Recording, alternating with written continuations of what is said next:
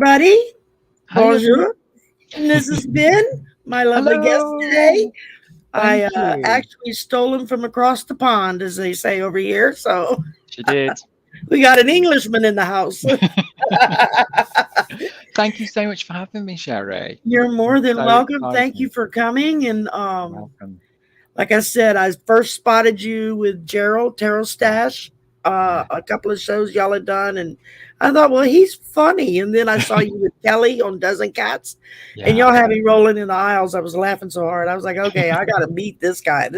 He's something else. So I was so excited when you were able Oh, you're we were welcome. finally able to get our schedules to mesh, Yes, we got there. because it's what, like a 7, 8 hour time difference, I think, Yeah, between me and yeah. you, something I like that. know. So you're That's it. almost tomorrow.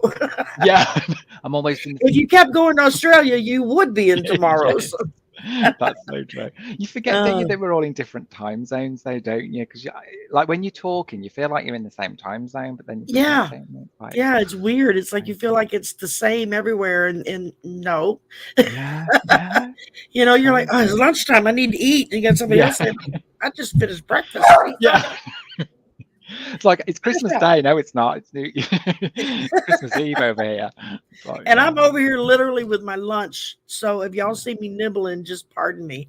I've got my But biscuits I'm as hungry. well. So we're both hungry. We've got our biscuit. I've got my That's biscuits and it. tea, and They'll she's just got have a to get Coke. used to me to eating. What do we got here? Oh, I got to show this. Peach Melba, I saw earlier I had a question and she had answered me in French because I open everything with bonjour because I'm Cajun French. Yeah. And I was like, Oh okay, wow. you hit me with a phrase I don't know yet or I don't remember. I used to speak French when I was a little girl, some of it, Oh and I understood it. yeah. Cajun French, which is very different from French French or from Canadian Okay. French. It's Yeah. like three different languages there. Wow. Um, because one side of my family is all Cajun. And Okay. so I grew up around it and I understood a lot of it. I knew basic words and whatnot. And then I was away for so long that when I moved back to Louisiana, it was Greek to me again. It was like I don't understand a Yeah. word they're saying. I keep saying I'm gonna Yeah. take a class to relearn Cajun French, and I just keep putting it off because I don't have time. Yeah. Um, but you know how that goes. No, I know we were talking about that, weren't we? Time. It goes Yeah, too quick, doesn't it? exactly. I mean, I work full time, so Yeah. during the Same. week, by the time I get home in the evening, I'm usually pretty much brain dead at that Yeah. point. I don't want to do anything. I don't want to talk to anybody. I just want to chill out. Yeah.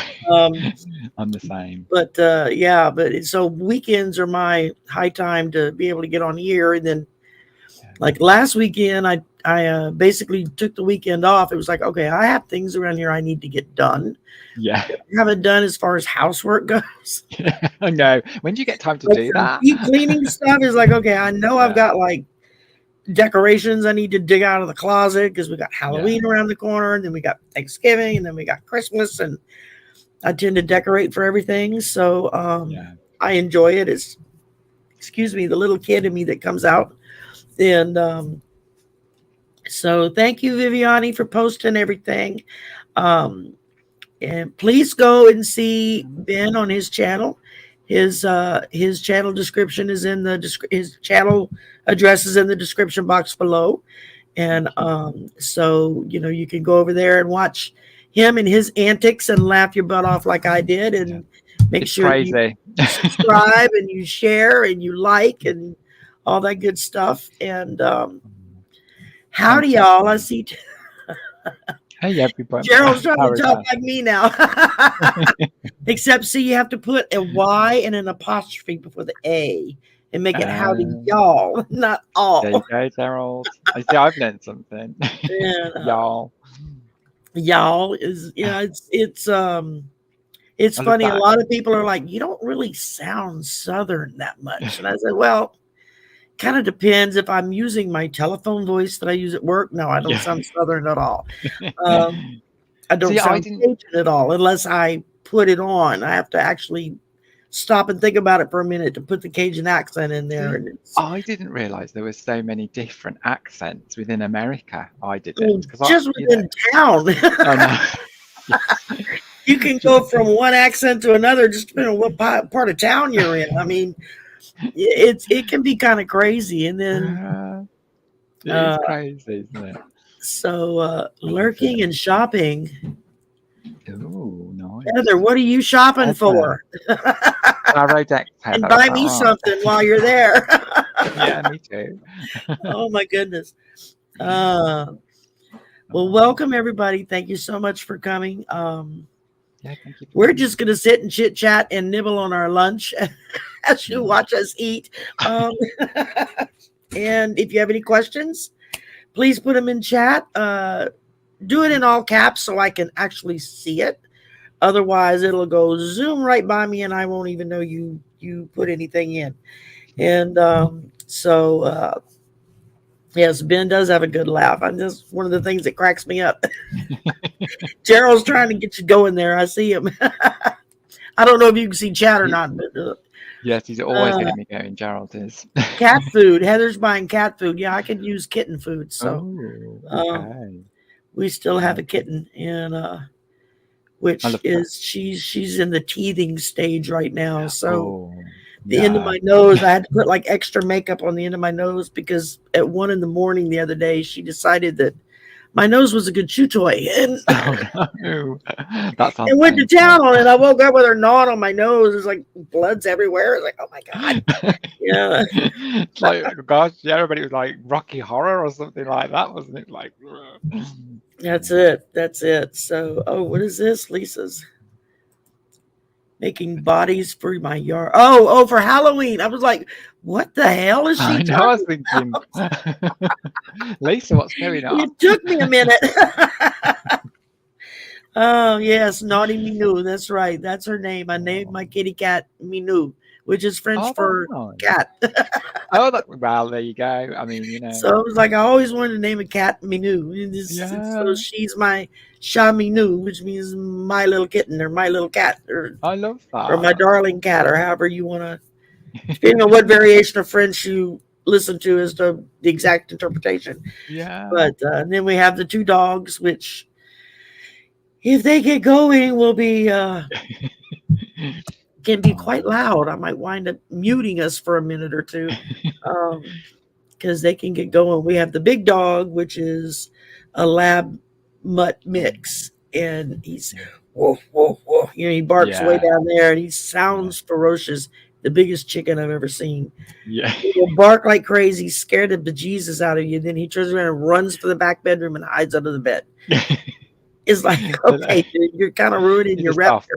Yeah. And then the little dog is a Dorky. He's a Dachshund and a Yorkie mix, and he never shuts up most of the time. He barks all the damn time, and he's old, and he's going blind, and he's losing his teeth, and he's cranky, and he's the old man barking, "Get off my lawn!" Yeah. They're protective, aren't they? He hears anything, he starts going. You can't get him to shut up. It's like, all right, that's enough.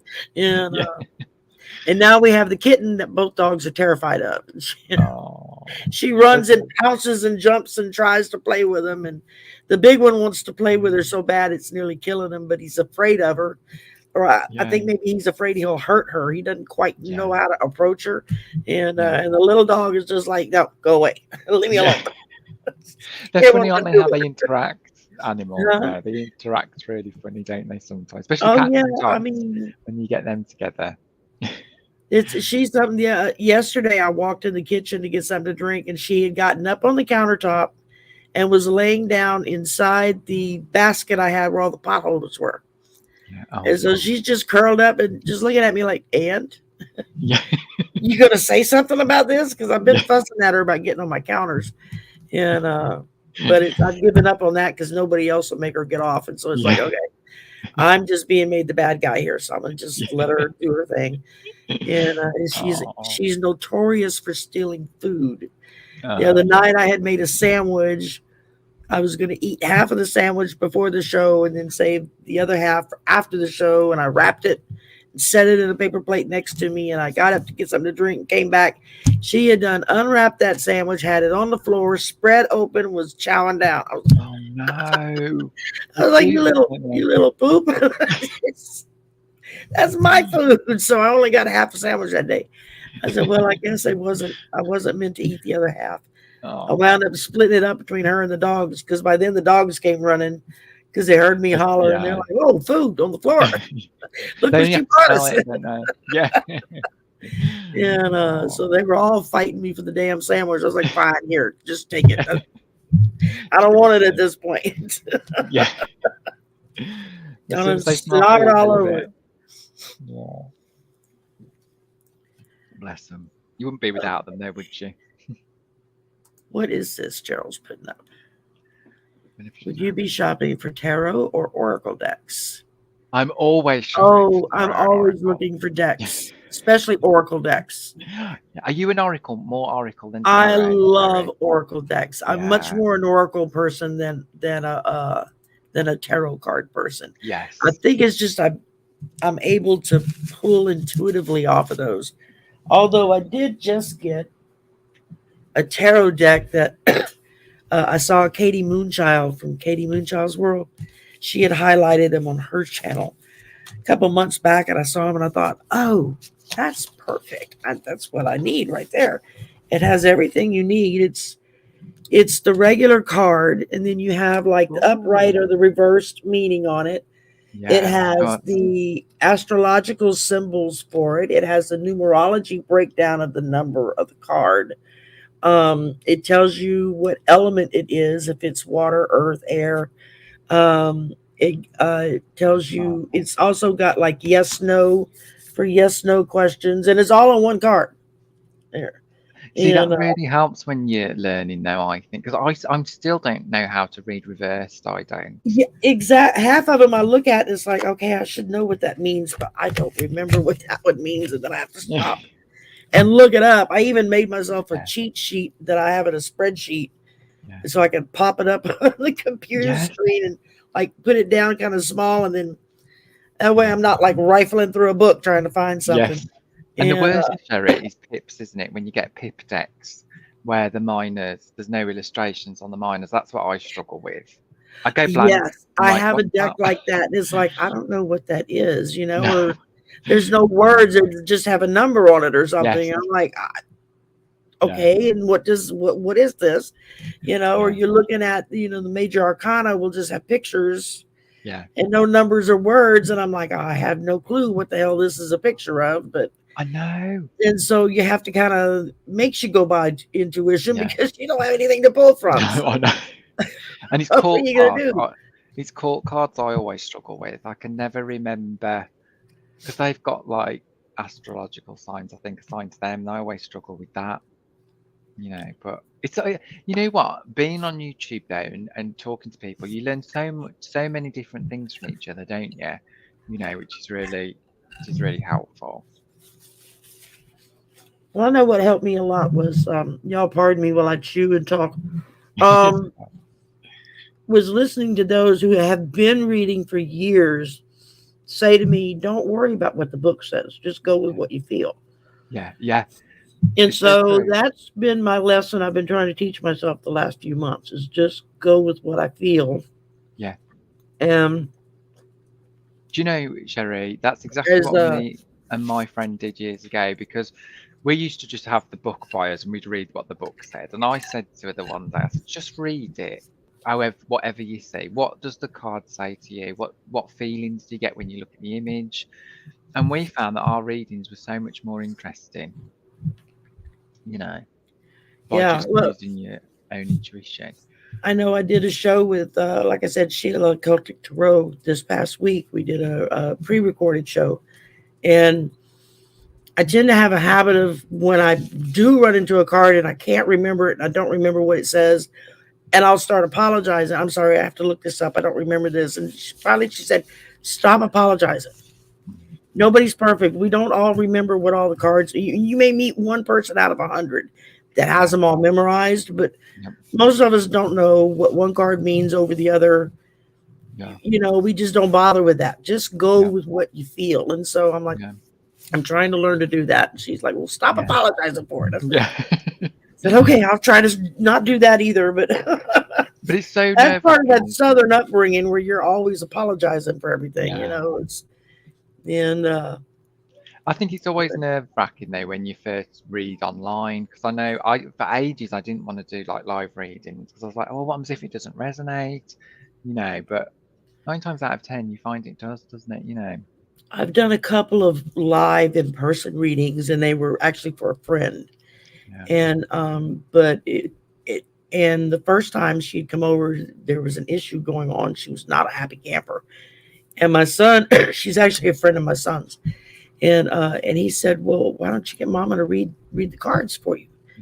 She was like, oh yeah, let's do that. And so, we went out on the patio to go do it. And I said, don't tell me anything. I don't want to know I don't want to know any details. Just let me just pull cards and tell you what I'm seeing, what I'm feeling. Yeah. And after about 45 minutes, she was in tears. She was like, I can't get over this. You've just hit everything right on the mark. And that just really threw me. I wasn't expecting that. I kept expecting her to say, well, I don't know what the hell you're talking about, because that doesn't match what I'm going through. But no, she was like, you're hitting it right on the nail, hitting the nail on the head there. So I was like, well, okay, I guess there's more to this than even I realized. It's magical, isn't it, when you start realizing that what you're seeing and saying is right, and it's like, wow, it's crazy. I love it. That's it. Sure, Gerald, I'll do a reading for you. Ask a question. Now, let's see. What did he put? He said, I think you're a good reader, Ben. Oh, thank you, Gerald. Bless you. And, I always put myself down. Let's lovely. Okay, he's got a question here. Oh. Bonus points if it's not horror. I've pretty much given up horror films simply because the vast majority of them have turned into blood and guts. And it's like, I don't need to see blood squirting 2 miles when you slice someone's throat. It's not realistic. Yeah. I like the more psychological horror stories like they used to have, where you had to think about it. And you would hear something and you didn't know what it was, or you knew somebody was getting ready to get killed, but you didn't see it. Your mind was allowed to fill in the blanks. And that to me is scarier than what they call horror today. It's I love the old-fashioned films. Like, in fact, I've got one here. I don't know whether you watch these in America, but I used to love the Hammer horror films, like Peter Cushing and Christopher Lee. I don't think I've ever seen that. They're really old. They're like, these are I say really old. They're 1960s, 50s. Okay, well, I was born in 61, so I don't remember those. Yeah, I've probably seen some and just didn't know that's what they were. But you guys, what, like Vincent Price? Is it a lot of Alfred Hitchcock over here. My late husband and I had turned our son on to Alfred Hitchcock as a kid. And when he was in the Navy, he had some port they went to, and they had gone on into town to go, check out things. And they went into this shop, and they were selling all these DVDs really cheap. And there was like a box set of Alfred Hitchcock. It was like 50 of his movies or something like that. My son was like, oh, I got to get that. And he brought it back to ship, and nobody on the ship knew who the hell Alfred Hitchcock was. And he was like, where have you people been all my Oh, you're like, everybody knows who. By the time the deployment was over, he had all of them hooked on Alfred Hitchcock because they were all watching all the movies. I said, well, that's good. I said, that makes them think about it. I love Vertigo, because that's an Alfred Hitchcock, isn't it? Is it Vertigo? Wait. I'm sure that's an Alfred one. No, I don't think I know that one. Vertigo, have I got someone else? Or Dial M for Murder. Is that Alfred Hitchcock? Oh, now that I remember. Dial in for Murder. I remember there are others. I can't remember the name of it now, but it's more or less this husband gaslighting his wife, making her think she's crazy. Right. When he's really working on killing her or getting her committed or something. A lot of Agatha Christie, her Hercule Poirot, or I the love Agatha Christie novels, and I mean Miss Marple and all Miss those. Marple and all that. I Yeah. love that stuff. I mean, as a kid, it was Nancy Drew and the Hardy Boys. Yeah. I read all of those, but when I was about 12, I think I got turned on to Stephen King. Oh, I love Stephen King. And my mother would have to check the books out for me in the library because they were all in the adult section, and I wasn't old enough to check out the books, so she had to check them out for me. Yeah. And I love Stephen King. I mean, I do. They've butchered some of his books really bad in the movies, but the books would give me nightmares. It was like, and the older I get, the less it's like I really don't want to have nightmares anymore. No, no. There's so much. The trouble is when they do like movies, they miss a lot out from the books, don't they? Because there's so much more in the books. And even with It, I love It, about the clown. The book was something else. I didn't even watch the movies because I kept hearing everybody talk about how it was nothing like the book, and I was like, I'm not interested. Then I don't even want to go see it. Yeah.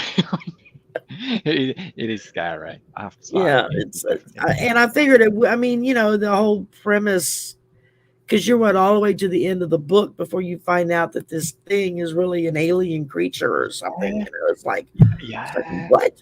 I know. All that time you're thinking demonic type stuff, and it's turned out it wasn't that at all. So, but I love things like I love real life. Like Amityville horror, like things that have apparently happened. Yes, and stuff that really happened. Yeah, that I've always enjoyed. That I like a good whodunit. I love sci-fi. Now for the holidays, my son and I have our Christmas movie that we watch every year together on Christmas Eve, and that's Die Hard. And everybody's like, "Oh yeah, that's not a Christmas movie." We're like, yes, it is. It happens at Christmas time. It's a Christmas movie. I thought for a minute, Sherry, you were going to say something like Santa Claus. And then when you said Die Hard, I was like, oh, yeah, I love Die Hard. Go, girl. I love action films. That's why I'm like a big MCU and DCU fan. Watch all the Marvel movies, all the DCU movies. And I love Wonder Woman. That's my favorite. I mean, I grew up on Wonder Woman, so Linda Carter was Wonder Woman when I was a little girl, so. You can't beat the original theme to Wonder Woman, though. I love that, Yeah. Wonder Woman. Yeah. I can't sing, so don't even ask. But I can hear the tune in my head, but that's not what comes out of my mouth. My son's a musician, not me. But I love all the Avenger movies and MCU movies, all those. I like a good action adventure, things blowing up and do you like stuff that you watch and you're like, that would never happen in real life. I know. It's not physically possible for that to happen in real life, but it's fun to watch. And that's what movies are. They're supposed to make you suspend belief and walk into that world where it is possible, and so that's what I love about movies. Do you like science fiction, Sherry, like Aliens? And I do like science fiction too. Alien was a good one. That was my favorite. I remember when that came out to the movies. I went and saw that at the movies. I grew up. I was a big Star Trek when I was a kid. Oh, I love Star Trek. And then when I became a teenager, Star Wars came out, and I was like, holy smokes. Oh my God. I stood in line with my aunt and my uncle for Star Wars, the very first one, for over 3 hours down in Cocoa Beach, Florida, not far from where NASA was at. My uncle was in the Air Force. And to see the movie, the original Star Wars movie, and the movie just blew my socks off. I was I could not get over what I had just seen.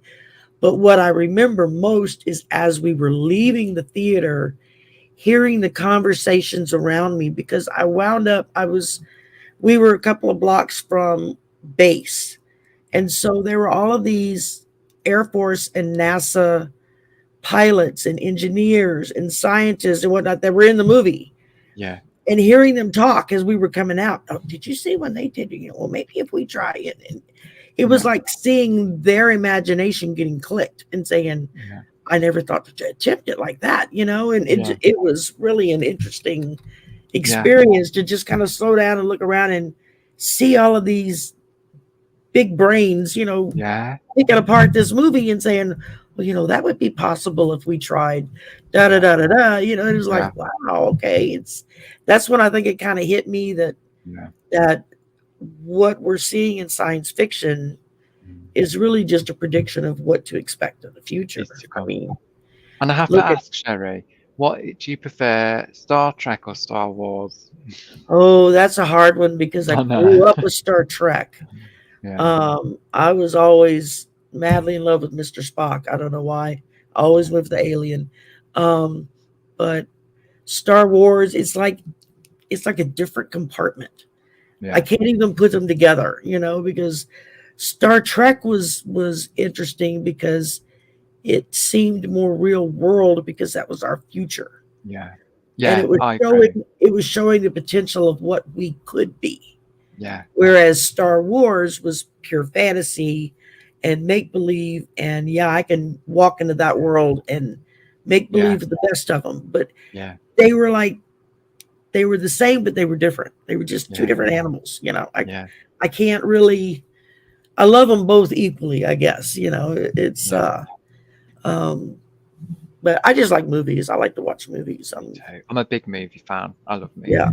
I could spend a whole weekend nothing but movies back to back. I mean, it's good escapism as well, I think, sometimes, Oh yeah.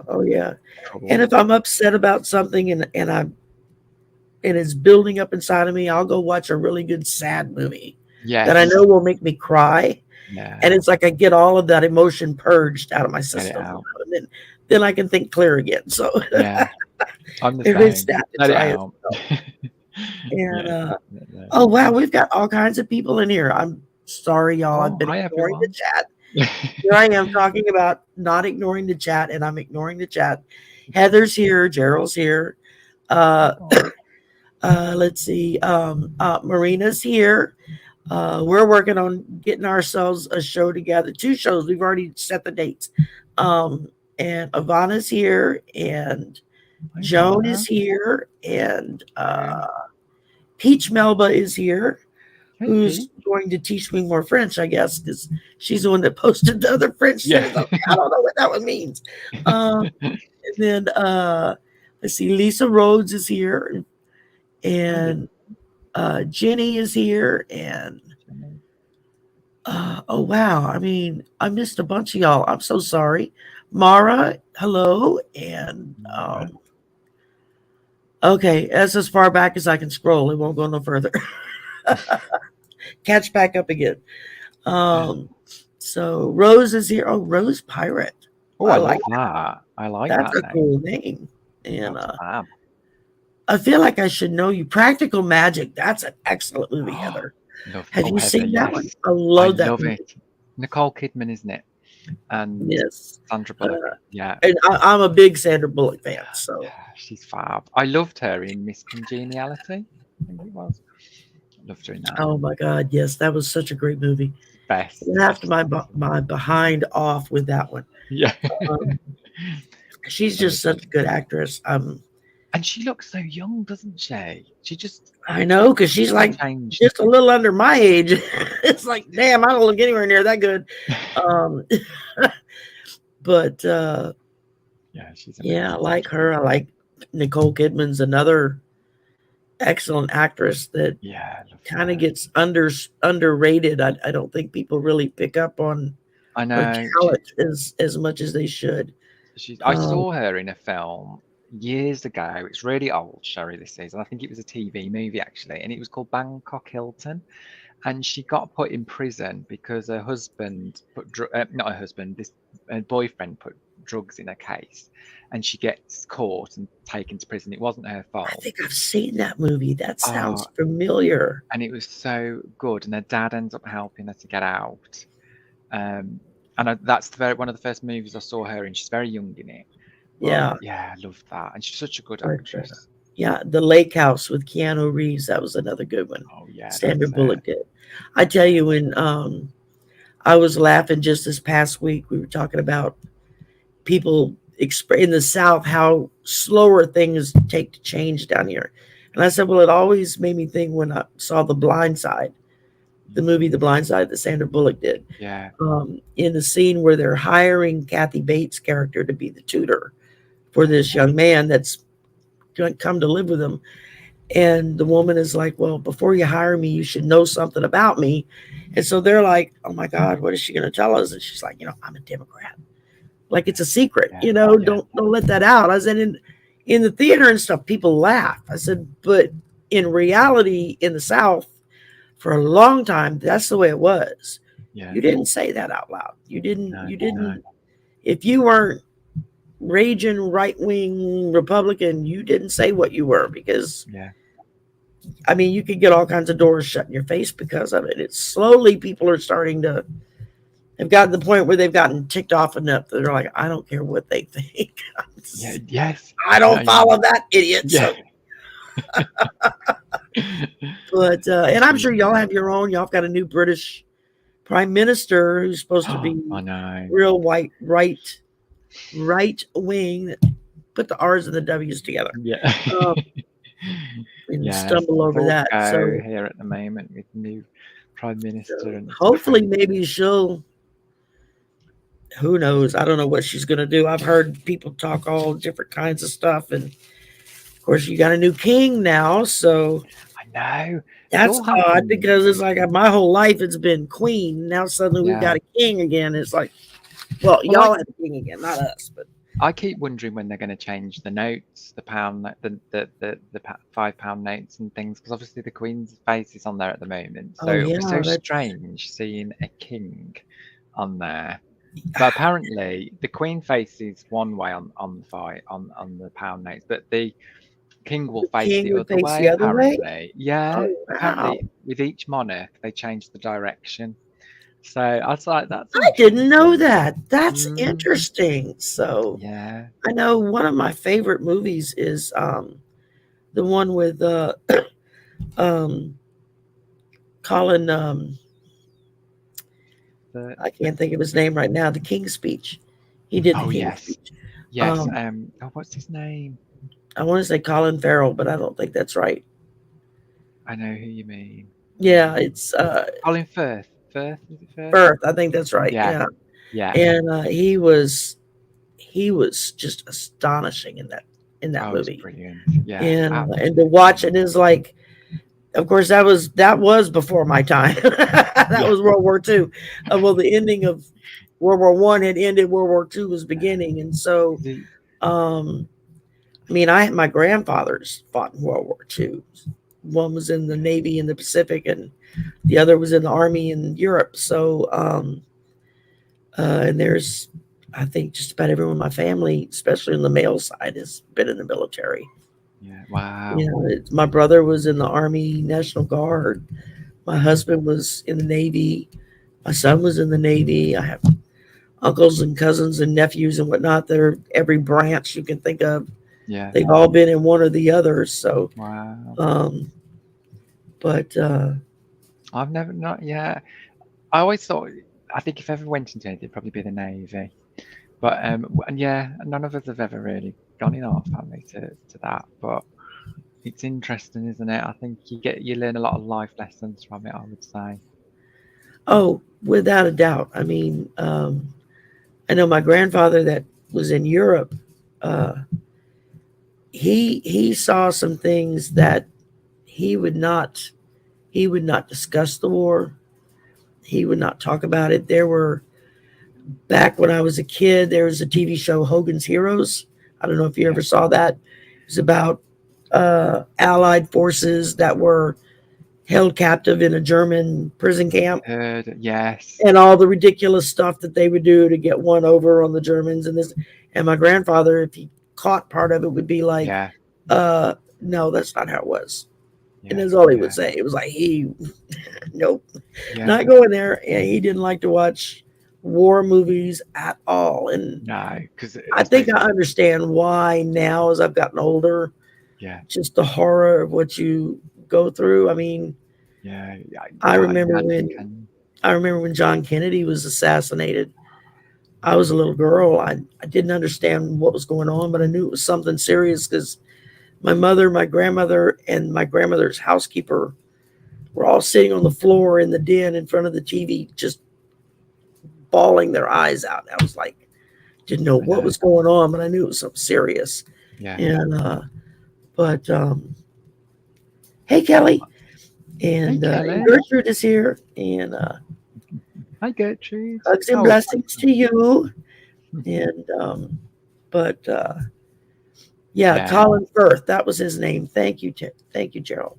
Yes, that's he right. Wanted, I think he won an Oscar for that, if I'm not mistaken. I think because he got the stuttering, the speech pattern down. Wow. Yeah. Because they were like, it's such a hard thing to copy when you don't have it, because most people exaggerate it incorrectly, and they were talking about he nailed it. He totally did. Just like him, you know. So yeah, he's such a good actor though. He's been in a few things, I think.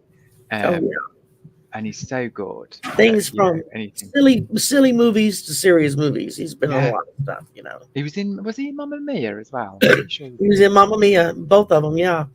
And which he played the gay guy, you know. That's right. Yeah.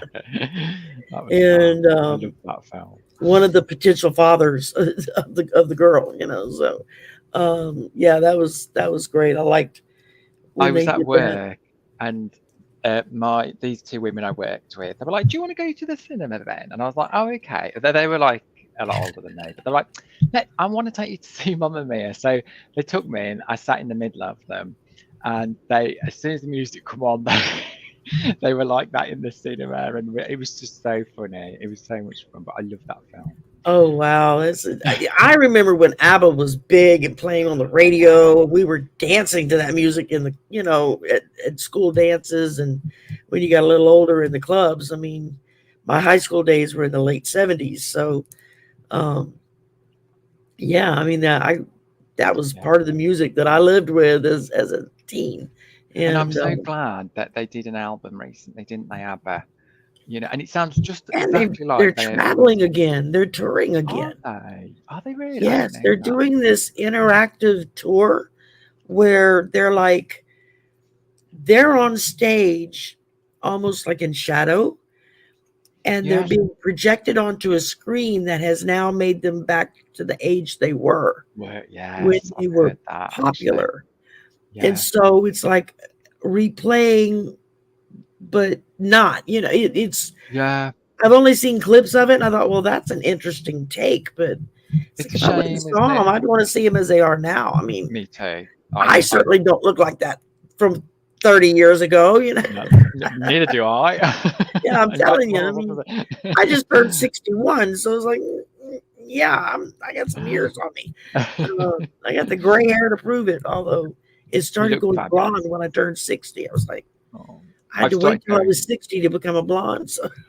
Well, I don't know what's happened, but since I started YouTube, I've started to go grey. So I don't know why that is.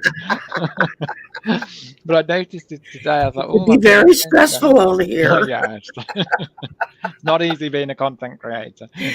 Oh, it's not. I mean, it's so much fun. I get energized being online with everyone. Me too. But at the same time, it's also very draining. I mean, it's hard when you've got a full-time job there. And we were talking about this, weren't we? When you've got a full-time job, you want to do so much on YouTube, but you just don't have the time, do you? Sometimes to balance it all up with family life as well. It's hard. Oh yeah. The Birdcage. That's another one of my favorite. Another one of my favorite movies. I could watch Robin Williams in anything. Sorry, I'm laughing at Gerald's comment. He's put, "You have hair, Ben?" Yes, Gerald. Not on my head, but on my beard. Oh, that's funny. Yeah, I remember my husband started going gray. He went gray in the beard first, and that just unnerved him because he was like, "What is this? What is this? It's turning white." I'm like, "Oh, welcome to my world." Why is this happening? Yeah. It's like, I've been turning white in my hair since I was 12, so shut up. Yeah. And now my son is the same. He's starting to get the gray in his hair. He's 38. Yeah. But his beard wow. he's really See, my son's 38. He'll be 39 in February. Well, I'm 35 and I've started getting really grey. I can just see it collecting. I thought one of these days it's just going to start going all over. And I was like, no. His is doing like his dad's did. It's like coming in streaks. Yeah, it's weird. Almost like somebody paints strips of white through his beard. It's like weird. Yeah. What spoilers am I dropping, Gerald? Oh. He says Shari is dropping spoilers left and right. Do tell, because I don't know what they are. Do we have a date and I forgot? I mean, you're on a date, that Gerald? would not be unheard of him. I can get very forgetful at times. Oh, goodness. Oh, I agree with what Tammy says. Embrace your greys. You've earned them. Yes, that's true. That's so true, Tammy. I like that. Say what again? Say that again. Tammy says, embrace your greys. Oh, yes. You've earned them. For years, I colored my hair back to the brown that it was. And it was an ongoing battle. And then it got to where the color wouldn't take. When they would do the initial rinse out, the brown would be whatever color they put in. The gray was gray. Yeah. And so at that point, they were like, give it up. It's not going to work anymore. You're wasting your money. So I was like, okay, I'll just learn to be gray. And then before I knew it, it became fashion. I mean, young girls were going to the salon to make their hair gray. And I was like, wait a minute. I know. This is on purpose? Yeah. My cousin did that. She changed her hair grey. And actually, I thought it looked lovely. Yeah, it looks lovely. It's because usually by the time your hair starts turning gray, it's also getting drier and more fragile, I guess, hair. It's not as as younger people's hair. So we have a TV presenter in the UK called Philip Schofield, and he went grey, really young, white actually. But I thought he looked better completely white, and he's completely white now. But I love it. I think it gives you character, doesn't it? I think as well. Oh yeah, I've always preferred men with gray hair. I always thought it just made them look more established, or whatever. Definitely. Who knew? But of course, most men, I think, just deal with it when it happens. They don't. Yeah. They don't do a lot about it. I know there are some that will color their hair, and of course now the thing is people are making their hair purple and pink and green and orange, and they're going with the rainbow. It's like, you do it. That looks great on you. I mean, I'm not even going to try, because no telling what it'll turn out to be. Yeah. Oh my God. Let's see. Tammy's here. Hi, Tammy. And Teresa's here. Hi, Teresa. I keep remembering to look over in the chat, and I'm seeing people I hadn't seen before. Gertrude is here. Hi, Gertrude. And hi, Teresa. Hi, Gertrude. There's some sweet people. Gerald had asked me a question earlier, like a serious question. Here we go. I have a full moon project going on the 9th and 10th of October. What insights do you have for smooth working? Smooth working. Look. Well, what deck are you using, Shari? For the Moonology Oracle. Oh, that's perfect for that question, isn't it? That's what I was like. Oh, that calls for the Moonology deck. Yes. Let's see what they got to say. Pardon me, y'all. I shuffle kind of loud. I forgot to get a towel to put down here so to muffle the sound a little bit. I usually try to get all that stuff together, and I slept late, and then we had High Vibe Tribe show this morning. Yeah. And how did it go, Shari? Because I did see some of it, but I wasn't able to capture all of it. Well, hi, stranger. Hello. Gerald. I have connection, Shari. Sorry. Can I pop in? You can. You're more than what. If you couldn't, I wouldn't have put you up here. That's true. Because I'm like going, girl, you're dropping these spoilers about movies and books, and I'm like going, Is that your genre too? Well, I did used to work in a library, so I know the importance of not of not giving people all of the details. Oh yes, I'm I that's why I tend not to talk about movies, because I get excited going into it and then I wind up ruining it for somebody else because I'll tell them the end. And I'll get really pissed if somebody does that to me and I haven't seen the movie yet. It's like, don't say a word. I don't want to hear anything. I want to be completely surprised when I walk into that theater. That's right. And I oftentimes see, Ben knows I see movies late and I read books late. So everybody has gone through them and it's just like going, well, 20 years ago. Oh, yes, it is a party, Heather. We're having a party time. I love your backdrop, Gerald. Thank you. Yes, that's good. Do the drapes match the curtains, as they say? Is that what they say? Something like that. Yes, but that is what they say. But what do you mean, Ben? I just thought I've not heard that expression, so that must be British or something. Oh no, it's not. Do you know? It's do you not. understand what it means? I don't know what that means. I've never heard that before. Ben, would you like to explain what it means? No, you could explain it so much better than I could, Gerald. Does all of the hair on your body match the color on your head? I got you. Okay. That's usually when we look at someone and say, yeah, but is she a true redhead? Yes. Is she a real blonde? Exactly. And I've got Oh, Ben is on a live without his fan. I know. Can you believe that? I had it right next to me before I started, and then I left it on the bed. Where's mine? See, I don't go anywhere without my fan now, Gerald. You got me spoiled. Except mine doesn't pop like y'all's does, but I've got one. Ours pops enough for you. There you go. Y'all do the popping and I'll do the waving. Gerald, yours has got just the most fabulous pop, though. It's just like, yeah. Oh, honey, that takes practice to get that down just right.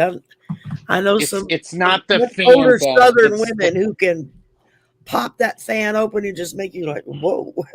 Yeah. It's the user. It's the user. User error is what he's saying, you see, Jerome.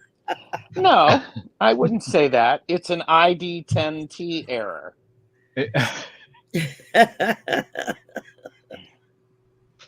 Now it looks like it's just coming out of your head.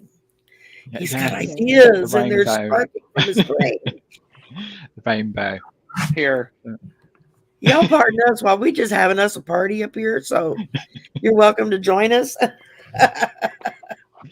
Gerald, you need to get some blood in them fingers. I mean, I don't know what's going on. You've gone grey.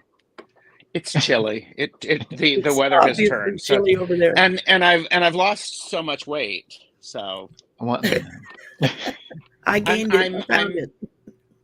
I have been listening to Dracula because Sandra and I are doing a deck casual on the Vampire Tarot by Robert M. Place in a couple of weeks. See, I've been saying I need to get me a Halloween or horror deck. I don't have one yet, so. You don't, Sherry? You've got to get one. That's my next. That's on my wish list. That's my next goal is to find me either a tarot or an oracle deck that's Halloween or horror. Everybody's on about this. Is it Trick or Treat Tarot? Something like that?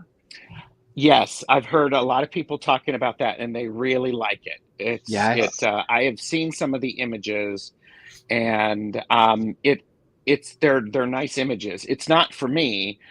They are nice images. So yeah, cool. Tarot deck. I love a good horror deck. All right. Well, in answer of your question, Gerald. Excuse me. I first pulled Fixed Moon. Hold your vision. So hold your vision, son. Don't let it slip. And then I pulled a full moon in Virgo that says you are good enough. So you're good enough to do what it is that you need to do. Followed by the waxing crescent moon, which says have faith in your dreams.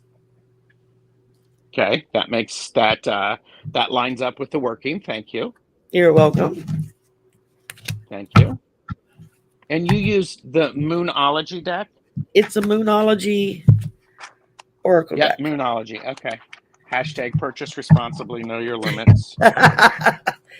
Hide the credit card when you go to bed at night so that you don't wake up in the middle of the night and order decks and don't know it. And then suddenly they show up and you're like, I didn't order this. Where did this come from? I have several decks. Well, I'm like, obviously I ordered it. It's on my receipt, but it's like, I don't remember ordering it. I know. I forget. I must admit. I'm like, did I order that? When did I order that? Oh my goodness. Do you really, Ben? Do you do that a lot? Every day. How many decks do you have, Ben? Oh gosh. Do you know? That's a very good question. I actually I started an Excel spreadsheet and I was so I thought to myself, this is not a good idea because I realized how many I'd got and it was loads and I stopped. But I've counted over 200 already. Oh my goodness. That's a lot of cards. Yeah. And I was like, oh no, I thought I've got to stop buying decks. Oh, no, you don't have to stop buying decks. You just have to know that you're buying those decks. Because that's the thing that. And not do any. Now, how many are duplicate decks that you bought and didn't realize? Well, there are a couple of duplicate decks, but I did think to myself, I think I've always been a bit of a collector. Always. If it wasn't tarot, it would be something else because I used to collect like Blu-rays and DVDs. In other words, you're a pack rat. Yeah. Basically. No, we call it a curated collection, Shari. Curated collection. Of course, yes. That sounds a fancy pack rat. A fancy pack rat. That's right. Well, come on. He's putting stuff into an Excel sheet. He's putting stuff into a spreadsheet. So that matters. There you go. That's my life. I live in spreadsheets. Yeah. I have one on my tarot meetings. All my tarot card meetings, I did a spreadsheet so that I can just click on the filter and pull up the card I want right then. Yeah. That's good though. That's actually and seriously, if that's a way that helps you learn and understand tarot, then do it. And that's something I'm doing. It's not as embarrassing as trying to shuffle through a book or through a bunch of papers that you printed out a meaning on it and then you can't find what you're looking for. And so I was like, I need to just put this in a spreadsheet like I do everything at work and just I'm comfortable with that. So that's good because you need to be comfortable with it. Yeah. Well, like I was telling Ben, I'm now teaching myself to read spreads and I'm learning to just go intuitively.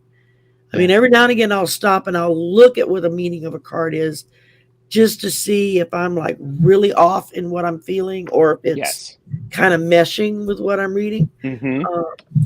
And so that's kind of interesting because a lot of times what I'm feeling is usually pretty close to what the actual meaning of the card is. But when you're learning, it's just that insecurity of I'm going to look like an idiot because I'm going to say, I think this means blah, blah, blah. And everybody's looking at you like, but that's not even what that card means. It's like, you know what they show? Hey, you know what? You do you. That's the point I'm finally getting to. It really helps as well when you're on with people that are so supportive. Because I know when I first started reading, Gerald invited me on and Tanji, and they were so lovely and supportive about it. And that creates an environment for you where you feel good about things. And sometimes it's just being with others that help you feel good as well. Right. And there's no wrong thing, I don't think, with these things. No, I don't either. I mean, in the beginning, I was like, I have to memorize these. I have to know what they mean. And I think that's why I was kind of slow in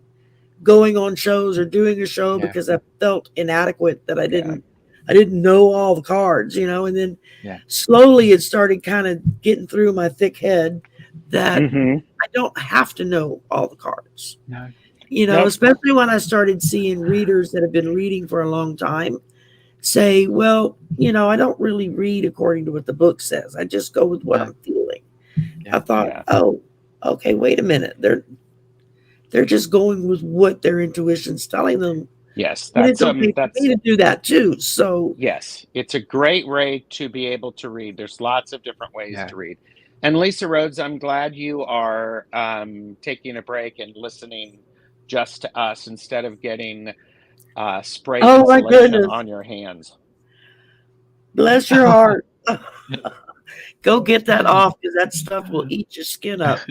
Yeah. That's And not this good. is one that I got recently Ooh. at the Haunted Nice. House, and it's by Sasha Graham and Yes. Mirko. I'm gonna butcher the last name, but Pie face. Maria, Something like that. Maria from Lady Knight of Avalon and I are going to do a deck casual about this probably in November, because my October's already full. Ooh, Heather, thank you. Center stage, good sign. Okay, appreciate a good Tangy card. Oh. So, and Sherry, we were talking about the Bram Stoker's Dracula. Yeah, over on Richie's channel yesterday. Yes. Yep. The original book, and it's been decades since I've read it. But I know when the movies, movies that I was aware of anyway, started coming out from reading, after reading the book, and I went and saw it. And the best movie that I always thought that I remember seeing was, and I believe it was Bram Stoker's Dracula, the one with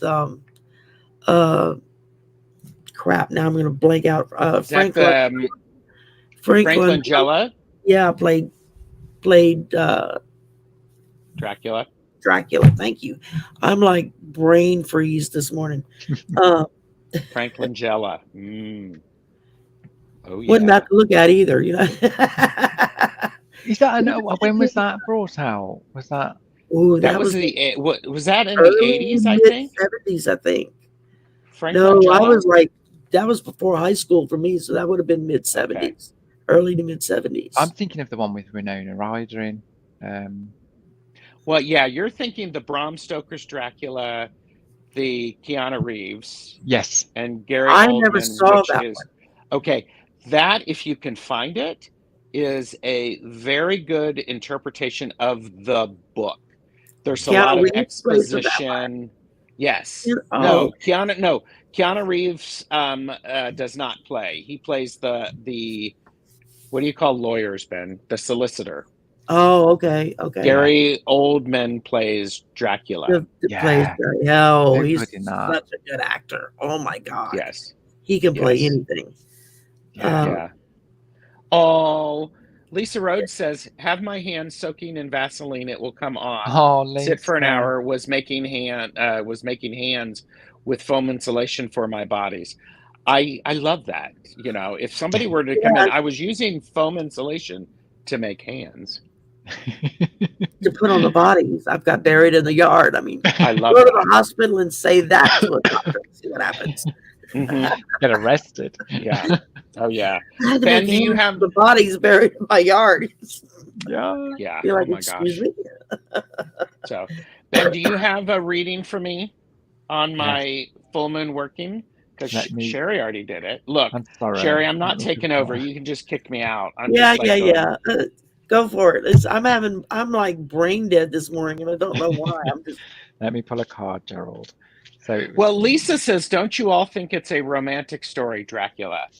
There's some romantic aspects to it, yes. I think the longing that is created. Oh yeah. Well, I think in terms of romantic, from Dracula, I always felt like it was his desire to feel human again. Yes. Because being the vampire took that away from him. Now he's in another world, another plane. He can't do and be like he was before. There's pluses and minuses to it. That's how I always saw the love story. And of course, from the human, it's the longing to be with this fantastical character that seems to want her. So it's yeah. So Gerald, I've got 3 cards for you, and first one is everything is smooth sailing in the flow, which is great. We've then got Desert Passage, Trust There's a Divine Plan. But when I saw this, I always think you're very much a planner. You like to plan ahead of things. So I would say that smooth sailing goes hand in hand with good planning. And I would say I'm guessing you've already planned it quite well. This kind of thing, knowing you. But this one really flew out, and it's The Answers Are Within. Okay. So I don't know. Okay. That's it dropped on the floor, and when I did it, but it was like, yeah. Is that somebody holding a lantern? Yes. So it's like the Hermit. Is it like the Hermit? It is like card? The Hermit, yeah. Okay, like that makes a lot of sense as well. I love these cards. I got these cards from Kelly, not from Kelly, but Kelly doesn't catch them as she was using these. But yeah, Answers Are Within. And what deck is that? It is the Sacred Traveler. Okay, interesting. Oh, okay. I've seen that. Yeah, somewhere. It's a lovely. I know I'm a bit of a card snob, but it's a lovely matte feel to the card. Yeah, I like the ones that aren't too big. That's easier to shuffle. I have smaller hands, and despite me being plus size, my hands aren't. Know your limits. I'm trying to be helpful. So, and Gerald, are we raising the vibe? Are we raising the vibe? Yes, we're raising the vibe. We're having a good time doing it too. Exactly. I mean, we always raise the vibe. Let's face it. We do. Well, yeah, two of my favorite guys right here. Who could ask for better? I got y'all both on here. How lucky is a girl? I'm just scrolling around, making sure I didn't miss any questions. Well, Heather says Twilight. She preferred the Wolfmen. Twilight was a good movie as far as being a romance for preteens, I guess. Kind of how they look at things. But it also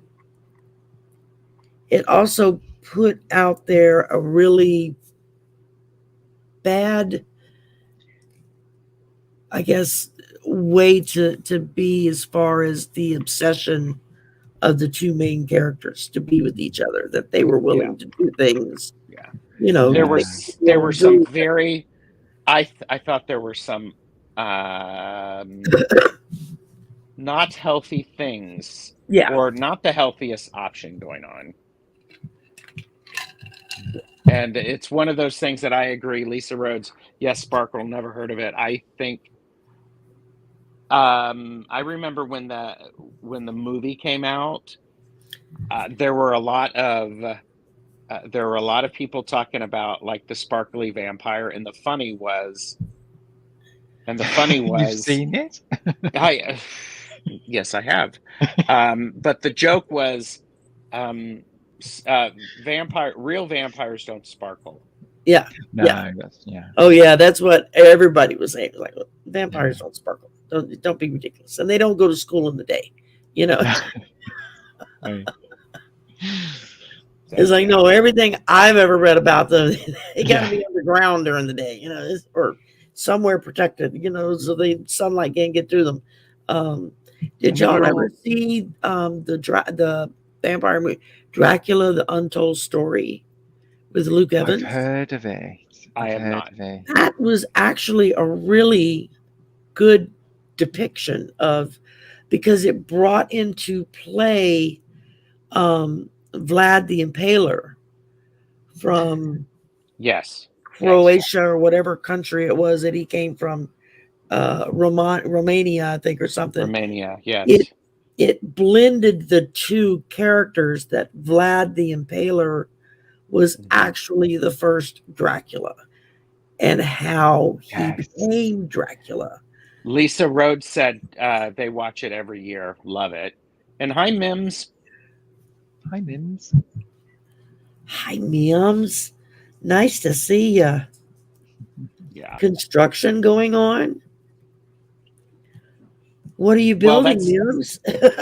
Well, but that's different than what Lisa Rhodes is building. She's building dead bodies. Yes. The way Gerald said, dead bodies. Hands for bodies in the yard. So Yes. Dark Shadows. It is Halloween coming up. So. Now, Dark Shadows was my favorite TV series. We used to kill ourselves to get home from school every day to see Dark Shadows because it came on in the afternoon when I was like elementary and what they call middle school now. We call junior high back then. So Dark Shadows, Ben? No, I was thinking of Tales of the Crypt. Do you guys remember that? I do. Tales of the Crypt. I remember that when it came out. Yeah. Dark Shadows was basically a soap opera. No, based supernatural vampires, werewolves. Barnabas Collins, yes. What was it? Collinswood? Is that the name of the estate? Collinswood, yes. Yeah. Yes. And it was you can watch it on some of the streaming services. It's available it's on several of them. Tubi here, Tubi, and there's Pluto TV has it too, I think, and I know Tubi has it, and but it was an old series that ran in like the late 60s, early 70s. Oh, okay. And it was built around this very wealthy family that lived in this big estate up in northeastern section of the U.S. And and it was just all the soap opera goings on of this family, but in the course of all of the storytelling, the main patriarch that goes back was Barnabas Collins, who was actually a vampire. Oh, wow. And so comes back. And so because Jeffrey and I were watching it, we watched it from the beginning. And so there's 100 episodes or something before Barnabas actually shows up. Yeah. And they're 24-minute episodes. So they weren't very long back then. Yeah. Yeah. And but Shari, they were actually, it was really groundbreaking special effects back in the day. Yeah. It was. I mean, that was one of the things that we loved about it, because you never knew what was going to happen. It was so exciting, and it was.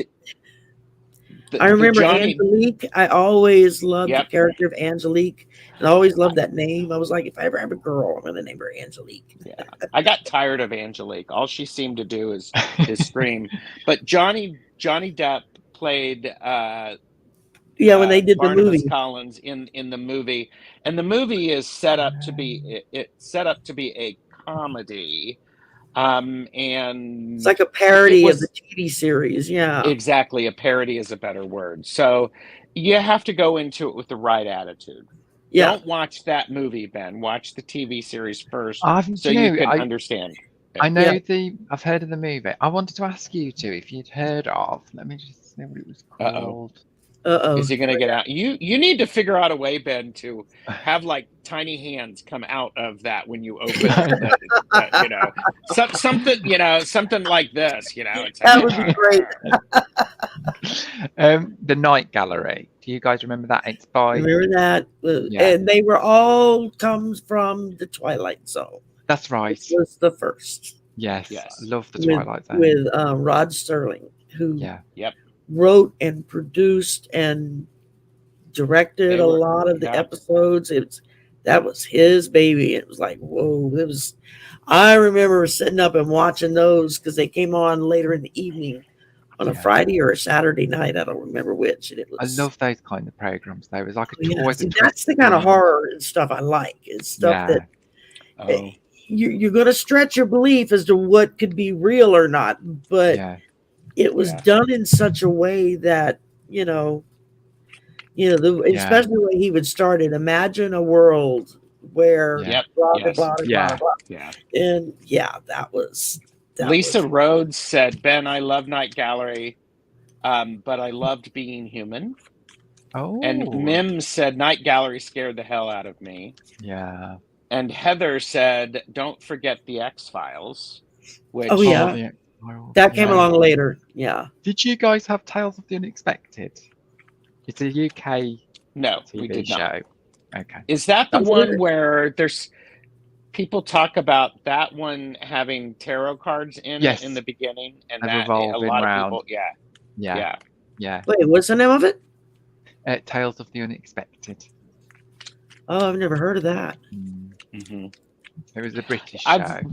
You can find some of them on YouTube. Yes, So. you can. Yeah. But they're always like only 25-minute episodes, but with a twist. Every episode of a twist at the end of it. But I love and when like you stop and think back too, also with Dark Shadows, is they were filming. Most of those shows were done live.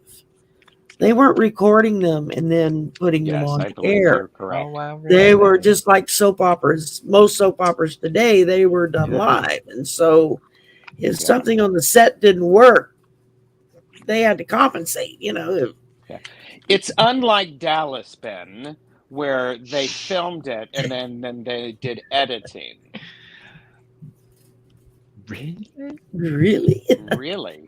I just remember I won $50 because I was the one who said who shot JR. That was the big thing when that went, you know, who shot JR. Don't give the spoiler away. Don't give the spoiler away, Shari.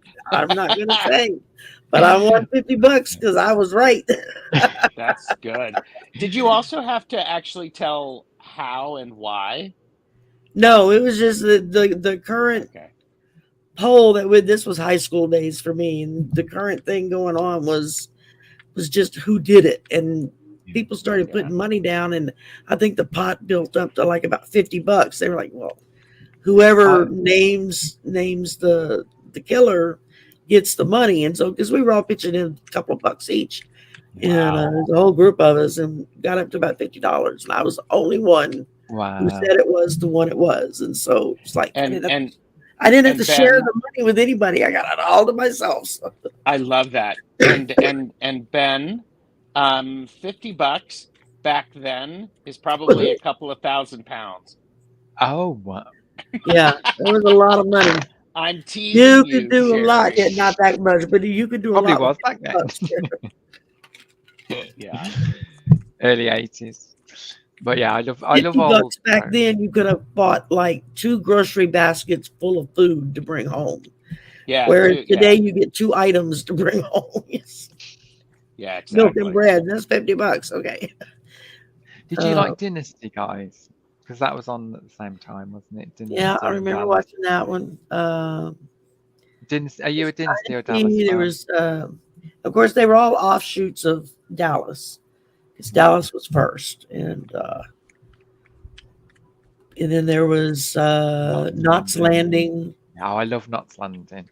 Dynasty. There was another one, but I don't remember the name of it. Falcon Crest was one. Yes. Yeah. What day were these I had lost interest in them. They were like, it's just the same damn story. You're just changing people. I'm bored. I don't want to hear it anymore. Murder, She Wrote. I used to love that as well. Well, but that wasn't a soap opera. That was a mystery. No.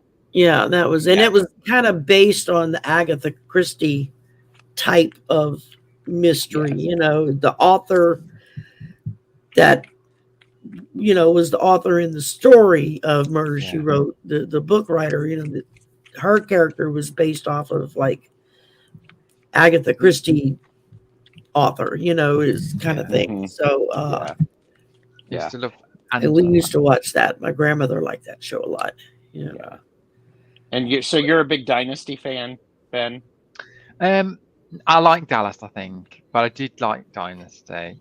I watched it all because a few years ago, because I love 80s stuff, anything to do with the 80s, I watched the whole lot within a few months because I just loved it.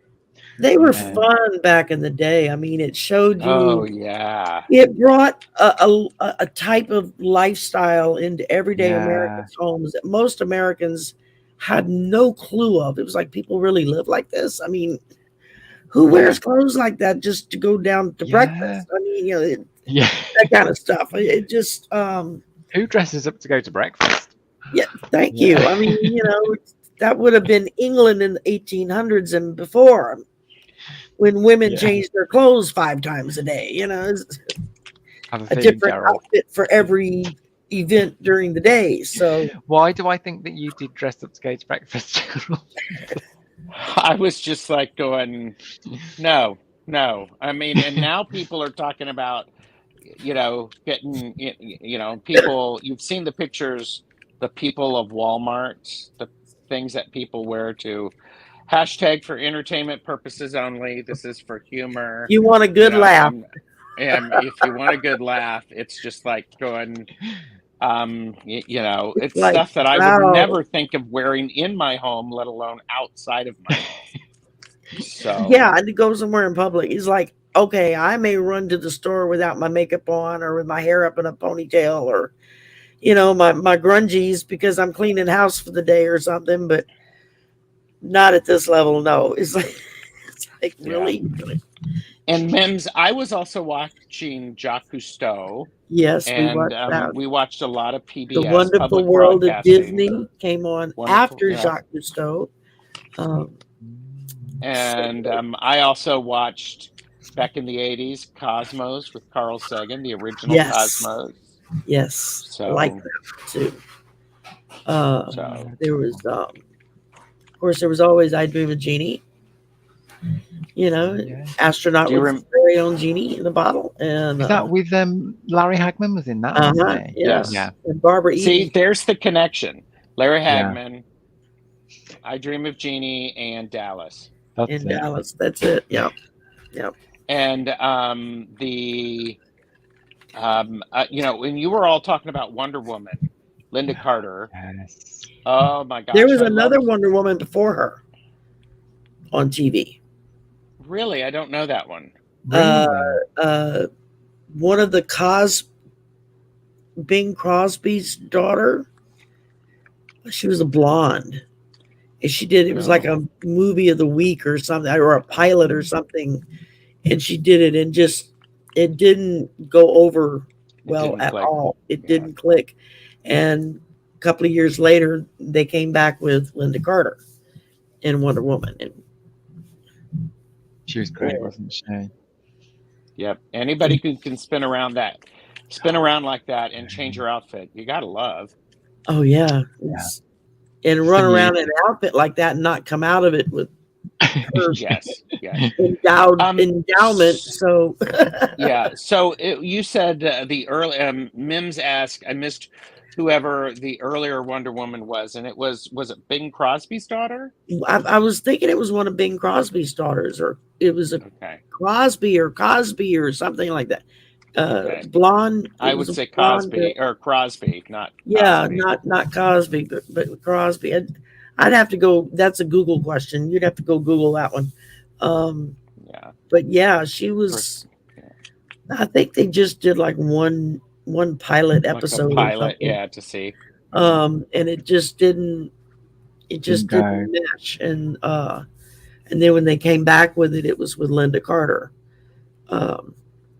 And she was very popular. Everybody liked her, so, especially the men. So, because the one that played Chris Pine's character, I'm going blank on his name. That was Lyle Wagner, who came from the Carol Burnett show. Mm-hmm. He was the standard straight man to the Carol Burnett show. To Harvey Korman. And he was the heartthrob. Yes. He was the heartthrob. Have we lost you, Ben? You're no, looking like... I was just thinking of the name Wonder Woman, because that's gone... Didn't they go back to the 80s in it or something? I don't know why. I have not seen them. I've not seen the new Wonder Woman. I haven't seen the new one. The new Wonder Woman, the two movies were really good. I really enjoyed them. This one's based in the 80s, isn't it, ShariH? I remember seeing the trailer and it's got 80s music. That was the second Wonder Woman. The first one, the introductory Wonder Woman takes place during World War One. Yeah. And then the second movie is like 60 years later or whatever, into the 80s.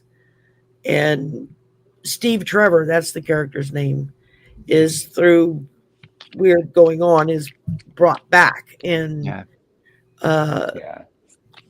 so it was it was a little, the second one was good, not as good as the first one, but it was good. But the first one was really, I thought they did an excellent job. Stony Baker MD asked, is there a Wonder Man? And said, hi, Shari. I'm assuming Stony. Sarah Baker. Not that I know of. Wonder Man, Wonder Boy. I think is Wonder Woman. Greatest American Hero is the one I can think of as far as just, you remember that? The school teacher that something happened to, and he suddenly could fly and do all this magical stuff. He found a special suit that were dropped off by aliens. Yeah, was that it? I couldn't remember what the premise. How he got there. and the whole premise of it is he found the suit, but did not have the owner's manual to the suit. That's there you go. So he put it on and he didn't know what he could and couldn't do, except by trial and error. And so every week was a series of mishaps as he tried to figure out what he could do in the suit. It has a good song, Ben. That would be one for Tangy and you to do. Oh, absolutely. Greatest American Hero. Greatest American Hero. Okay. And the girlfriend drove a little convertible VW Beetlebug. I remember because I loved the car. Yes. So let me ask you this, Ben. Who would you nominate for Wonder Man? On TarotTube? No, not on TarotTube. In general. Oh, I don't know. That's a good question. Zac Efron? Maybe. Okay. Yeah, he would make a good one. I think he'd make a good one. Is he tall enough? As we do stereotypes, as we do gross nowadays, stereotypes. it doesn't really matter. They can put lifts in shoes and work camera angles where you can't tell that the woman is 5 inches taller than the guy, so. I am still waiting for StreamYard to figure out a way to make me look like I'm 6'2" and 170 pounds. Yeah, well, you and me both. Gerald, 100 pounds. I have a feeling I see you as that's just under 6 foot. Are you taller than that? Really? When are you getting your eyes checked, Ben? I mean, you and Richie know that I actually have, I do exist below my waist. Yeah. There is more to me than you're not from the Borg. Hey, I'm only 5 feet tall, so Hi, Kiba. I didn't say that, Ben. I could still be. So no, Ben. I am. Hey, Kiba. Yeah, get with it, StreamYards. Get with it, StreamYards. Come on. So, I am just 5'6", Ben. I'm on the short side. Yeah, you see, I meet people, same height my husband was. He was 5'7". I keep thinking I'm tall, but when I meet people, I'm really short. My son says he's 5'3", but that's debatable. Just under 6 foot. My brother's the tall one in the family, and he's like 5'10", 5'11", and he was the tall one. About 5'11", I think. Now, my nephew, his son, he's probably at 6 feet now. He's growing like a weed. Wow. Takes after his mama's side of the family, but I think I've shrunk.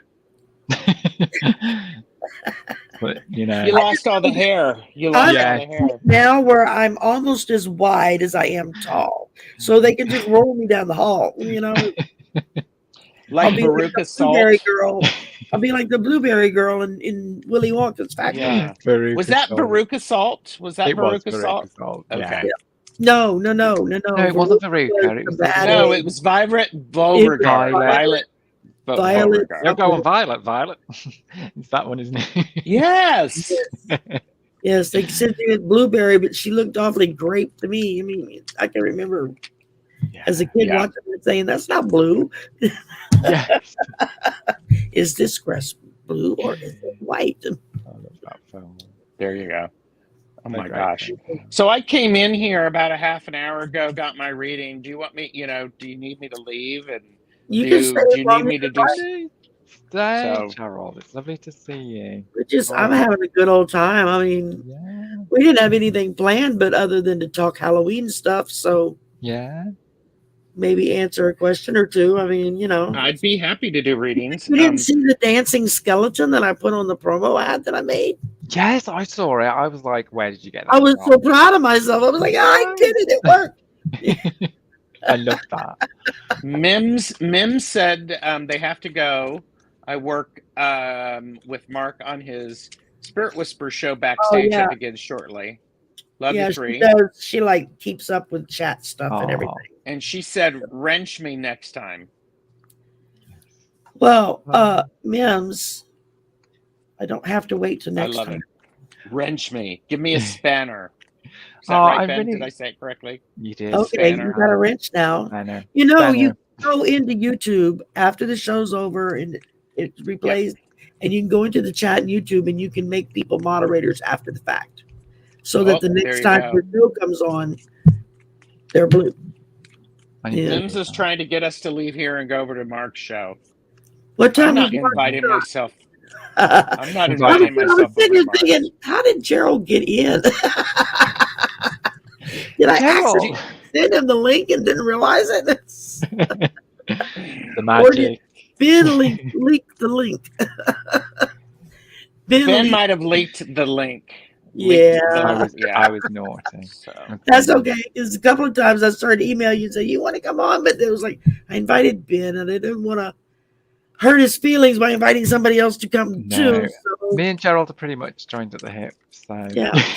So, that's fine. That's why when I saw you down there, I was like, oh, Cheryl's here. Yay. Yeah. Stony is going link leaker, and his show is at 4 Eastern. Can you tell we're still? You can tell we're still in retrograde. Yeah. Yeah. I thought retrograde ended yesterday. No, retrograde ends Sunday. Oh, thank gosh. So there is usually there's the shadow time of it. Magic hands. That makes me think of Heart and Magic Man with the magic hand. I thought you said something else then. No, yeah. I've been told I have magic hands. Is this By a Jeffrey? This isn't that kind of show. No, it's not. But we could do a show like that maybe in the future. On a different tube. On a different tube. Stony Baker MD asked, what is retrograde? And I honestly can't explain that. I know basically what it is, but it's to do with the planet, astrological, something yes, to do with how the planets are. Yeah. Here, let me put this up there. For entertainment purposes only, I do not know what I'm talking about. However, it is not a dumb question, Stony. It's a very good question. It is when... No questions are dumb in my book. Yeah. It is when planets appear to be going backwards in rotation because of their position to the Earth. And there are apparently multiple planets in retrograde right now. Something like which is making this, it's making lots of things go weird. Yeah. In the sense of, good, ask your stupid stuff, Stony, because probably about 5 other people who are watching are thinking the same thing. Mercury is the god of communication. And so when Mercury goes retrograde, it interferes with communication. Either electronics, people say you should not be signing contracts during Mercury retrograde because things can go a bit awry. Or you have to check things a lot in order to make sure that all of the details are there. Yeah, I knew this, but I couldn't have said it because I know it, but I don't know it, if you know what I mean. Yeah, I do. Because I don't it's just basically, astrological. All I know is that I'm Gemini sun, Aquarius moon, and Aries rising. So I'm like a triple airhead. Triple airhead. Well, and they say that there's the shadow period about a week before Mercury goes retrograde, and a shadow period after, don't they? After about a week or so, and so and it's a little wonky, and it's like a foggy period. Don't get married. That's not true because in some philosophies, depending upon the signs, again, for entertainment purposes only. If you want to have surgery, sometimes doing it when certain planets are in retrograde that's the best time to do it, because it really interferes with what the thing was that was causing the trouble, so you can remove it. Oh, that's good to know. I never knew that. Yeah. And so if they do decide to do back surgery on me, I'll have to make sure it's during Mercury retrograde. Well, you want to check with people, because in Chinese astrology, they pay very close attention to planets in retrograde, and that's clear. So, and some people are really impacted when Mercury is retrograde, and some people are not. So you pay attention to I've never, honest to God, noticed a difference, and I'd heard it spoken about all my life, and just didn't know what it was. What it did, and never really felt anything different during that time than not. So then it doesn't have the impact on you. Yeah. So, my dreams are really weird during the shadow. I don't remember them. I don't remember my dreams. Yeah. I've had weird dreams. Yeah. Like, what was that person doing in that dream? What were they doing in that dream? Where was I at? And was I really asleep? Yeah, exactly. Well, please, God, let that have been a dream and not for real. Please, nobody. Yeah. Joan B says, we had constant computer systems problems at work during this Mercury retro. Yeah, same, Joan. We did as well. Now that you mention it, the computers at work have been wonky. Yeah. But I work at a university, so in the computer science department, so our computers tend to be wonky. And it's one of those things that what I do is I keep in mind that these things are going on, because it helps me to frame and helps me to how I approach situations. If Mercury is retrograde, I'm going to spend a lot of time making sure I understand what I am trying to articulate. Yeah. And I slow down as I'm sharing this stuff. So there we go. Heather had a weird dream last night too. I did too. It was like, yeah, you said something about that earlier on the Vibe Tribe about a weird dream. And I rarely remember my dreams. Once in a blue moon, I'll remember a dream. I think you will remember it when you wake up, don't you? But it goes so quickly if you don't write it down. It can, yes. And I used to dream, and I used to remember my dreams, but not anymore. Stoney, a lot of times dreams do show issues, and if you keep a dream journal, the subconscious revealed. If you keep a dream journal, that can really help, especially if you are getting professional assistance. So, yeah. That's it. And if you're like me and you don't remember your dreams, you can always ask to remember your dreams. But the ones I used to remember weren't all that great. So it's like, okay, I don't need to remember them anymore. Yeah. I figure if it's really important, I need to know, they're going to make sure I know in the morning that what I dreamt. They will hit you upside the head and go, girl. Yeah. I told you a week ago. Girl. You got to pay attention. Oh, God. Yeah, look, we're making her cry. Ben, you're making Sherry cry. It's all your fault. Sorry. Look what you've made me do. I blame you, Gerald. Oh, yes. It's always Gerald's fault. And by the way, how was raising the Vibe Tribe this morning? I did not get a chance to see it yet. Great. We were all surprised at how smoothly it all ran. It went really great. Have any technology issues, did you, or anything like that? It was all. I don't think so. Everything seemed to just flow right along. Heather, do you remember? Was there any weird glitches? Because she's one of the 9. So no, at all. Because I remember after it was all over with, we were all talking about, wow, that went without a hitch. Everybody kept waiting for something screwy to happen. Yeah. First show, usually something screwy happens. Yeah. Stoney, grieving is such a hard thing, and it is one of these things that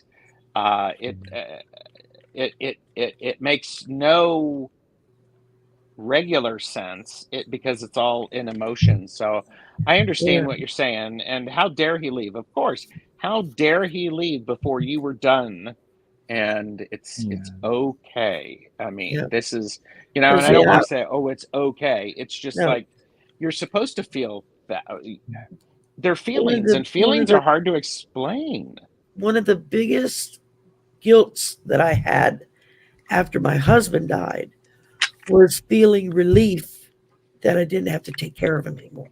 Sure. Because he was very sick and he was disabled by that point. Mm-hmm. And it was a full-time operation just to take care of him. And so that was, for the longest time, I carried that guilt of feeling relief that he was gone. I didn't have to do that anymore.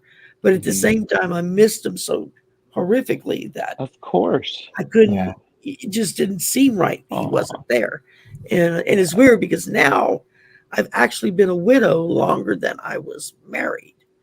Wow. So, but I still feel married.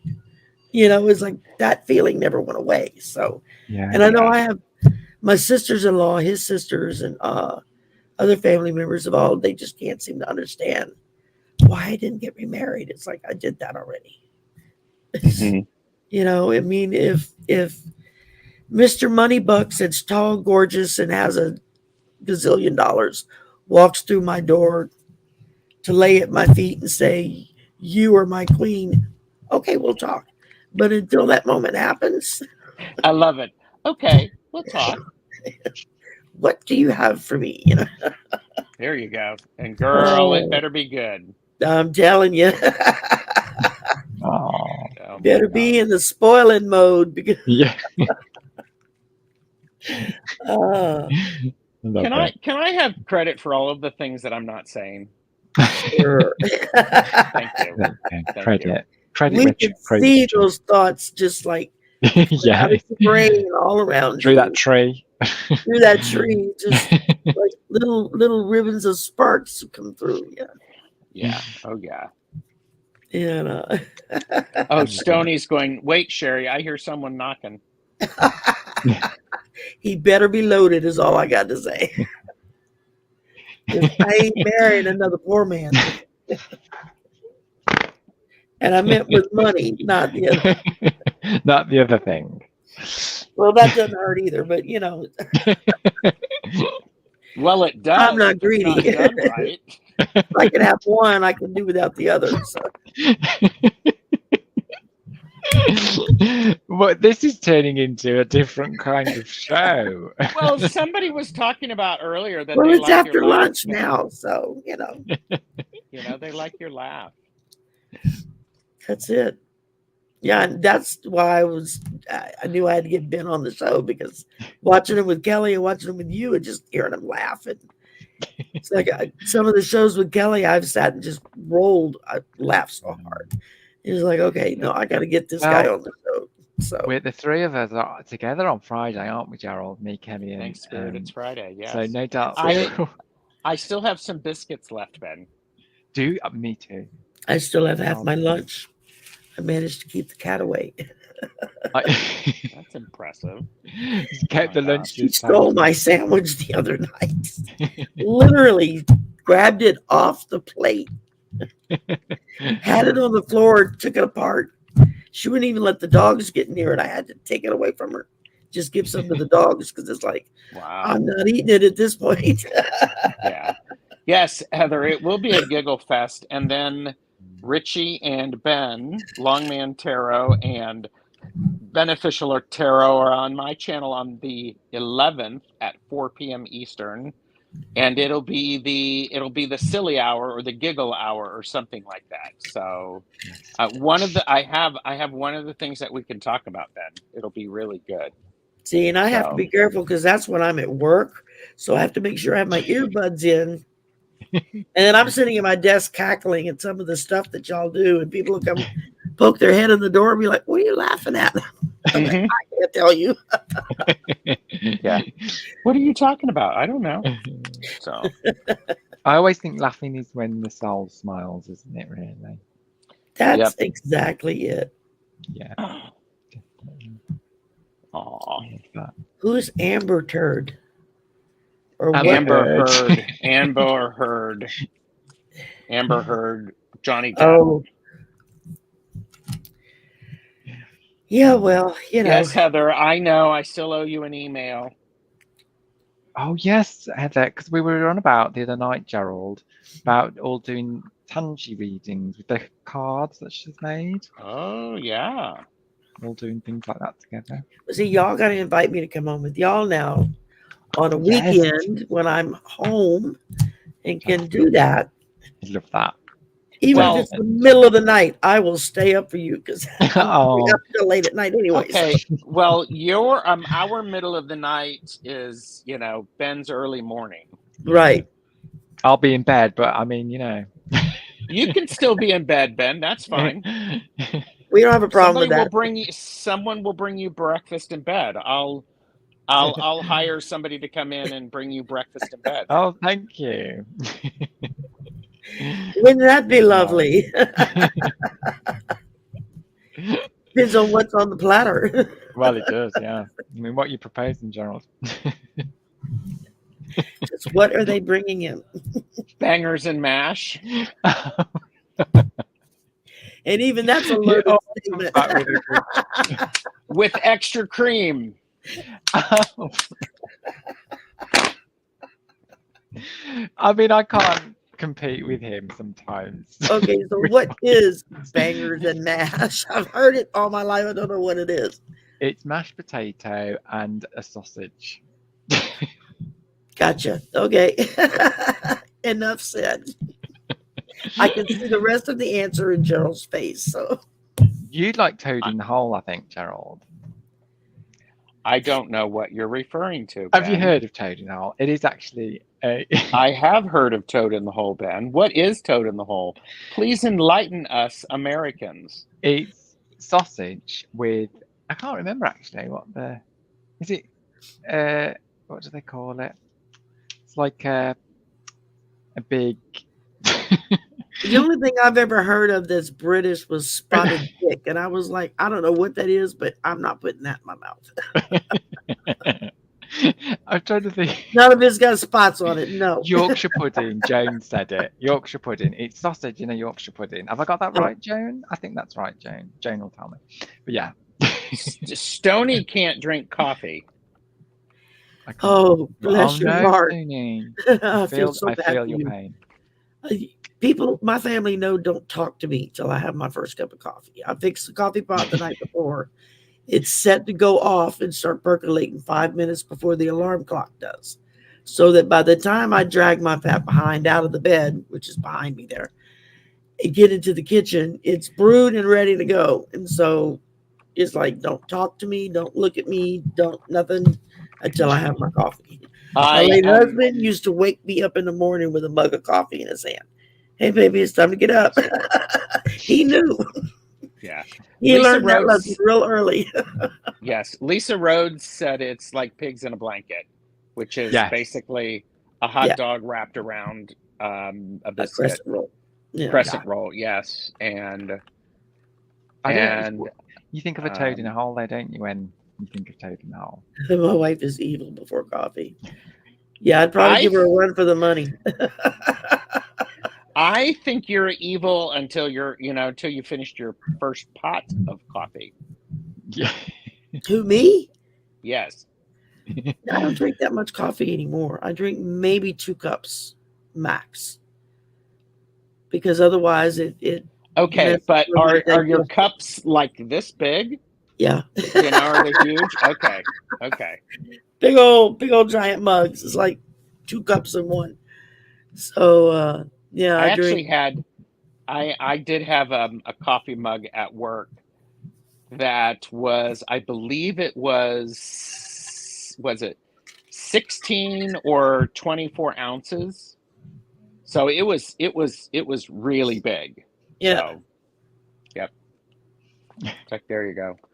I know Toad in the Hole, Ben, from Are You Being Served? That's initially where I first heard it.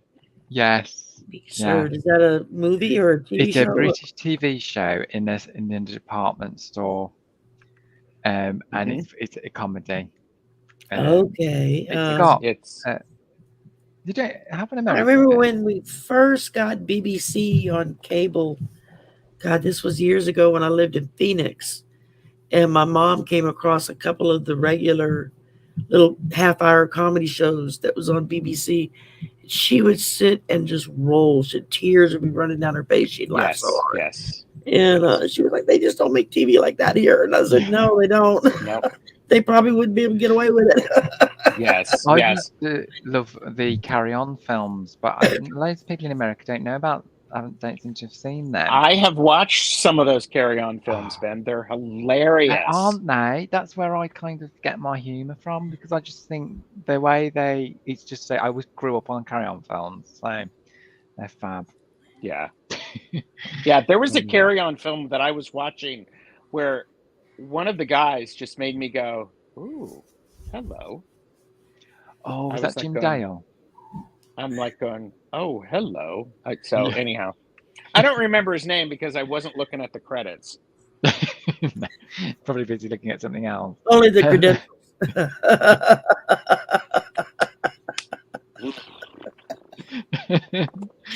Terrible. Love it. See, now you sound like me. Oh, squirrel! I'm going to go this way. Yeah, I like to hope. I hope my squirrels. I have them on a short leash anytime I'm on YouTube. So they behave themselves, huh? At least I give them a sedative. I give them coffee to calm them the F down. There you go. I actually sent my son to the store in between the High Vibe Drive this morning, and starting with Ben, pick up some lunch and give me some Coca-Cola. I love Coca-Cola. I love my Coke, man. I gotta have my Coca-Cola. Stoney's bouncing. Bye, Stoney. Bye, Stoney. Take care. Thank you for coming. Ben, what do you have coming up on your channel? Oh, let me. I just stepped in as host there for a second, Shari. That's okay. Sorry. No.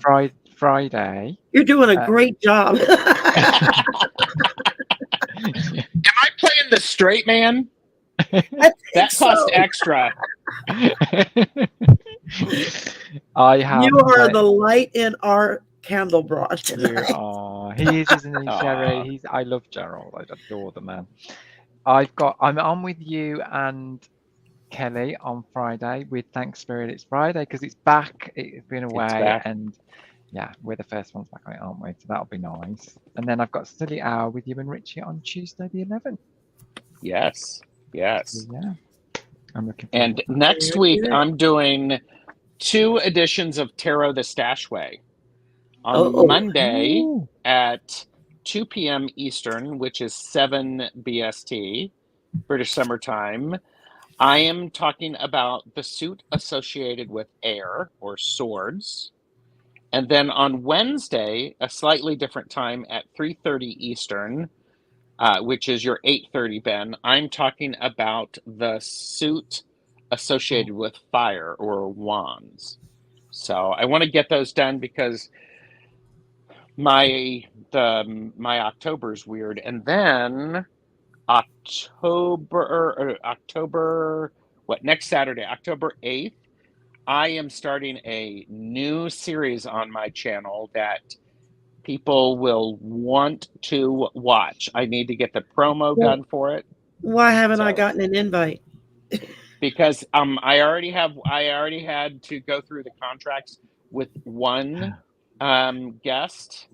So, and that is at 4 p.m. Eastern next Saturday. Oh my God. And so, Ben, that is your 9.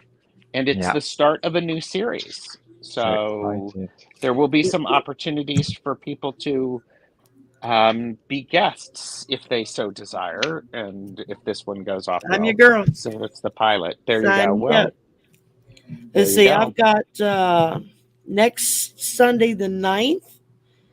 I'm doing a live stream with Priscilla and Heather from the Chrome Zone. Oh, nice. They're coming on. And then We're going to mainly talk about full moon rituals, differences, how different people deal with the full moon, different types of maybe religious rituals that are done. And then on Saturday the 15th, I've got Jonathan Daly is coming on. Oh, nice. For a live stream.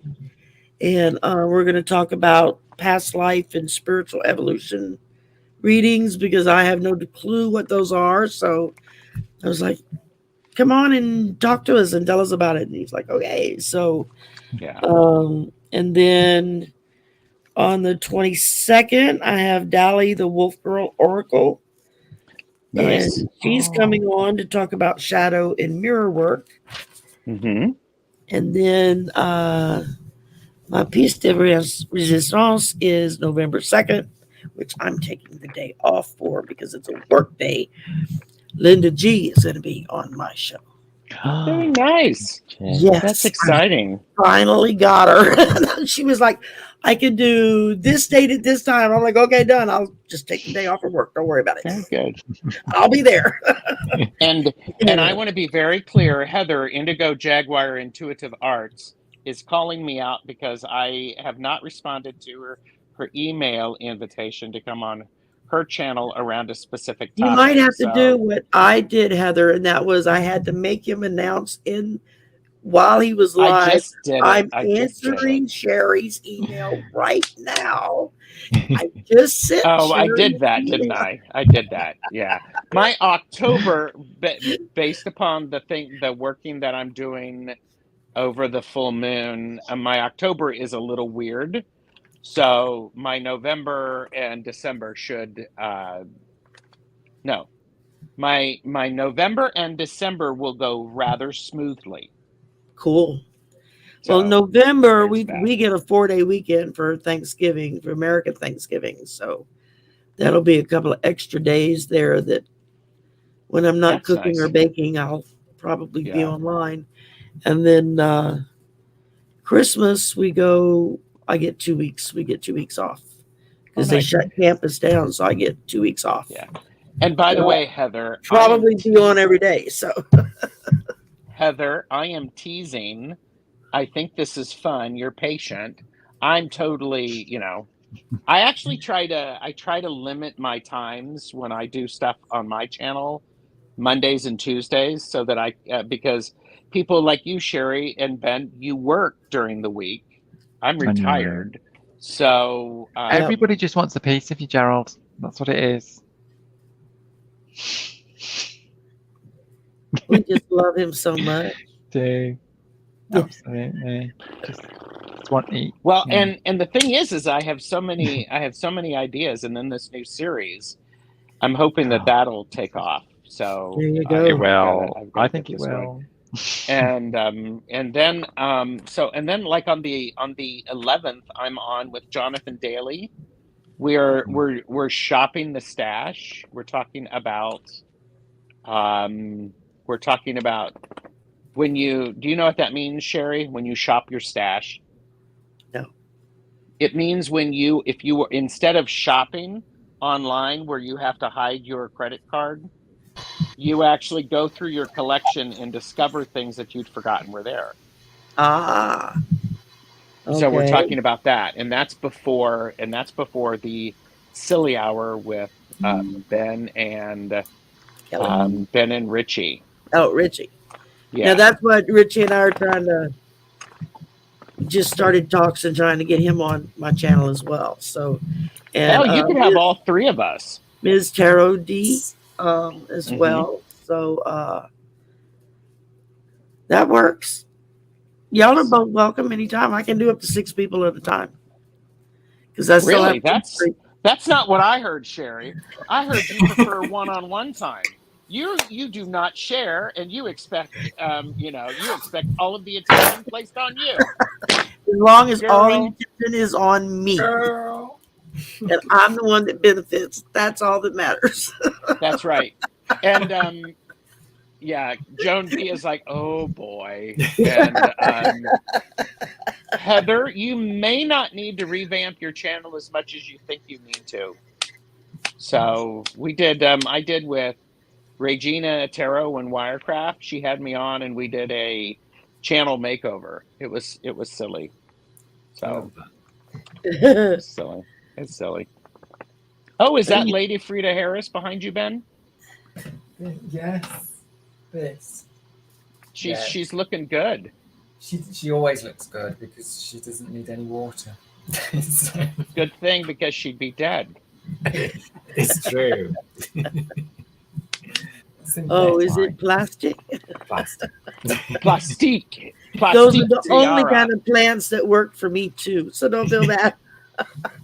Yeah. I do have a beautiful ivy that I bought that has actually grown and bloomed and blossomed. You know, it's like, wow, I didn't kill it. It's amazing. I killed a cactus once, so I've got no hope. Me too. What were you doing with the cactus? I have the black thumb of death when it comes to plants. Just watch where you put that thumb. Oh my goodness. I could tell a story, but I'm not. Because it's definitely not that kind of story. Not that kind of show. Well, we have made almost 2 hours. Thank you both so much. Oh, thank you, Gerald, for crashing. I enjoyed Thank you for not being mad at Ben for never me the link, and thank you for letting me in. This has been so much fun. And thank my you goal both is for always reading. the more the merrier. So that's my philosophy. Well, consider this time, the 2 hours, having being part of Raising the Vibe tribe. Yes. You've been spending time raising the vibe. That's it. We've been laughing and having a good time. Ben, thank you so much for finally eking out your schedule to work it out. Thank you. Definitely gonna have to have y'all come back or me go there or whatever. So in 1 year maybe I'll actually make it there. For real, go to England. Oh, so. There you go. And if you visit Ben, did you know there is a shop in his village that actually has crystals in it? He didn't either. No. It took Richie to found go out visit him 2 weeks ago that there's a mystical shop here in my city. I didn't even know it was there. My surrogate daughter had come over and we were talking, and she's like, well, we have the gypsy store we go to. And I'm like, the what?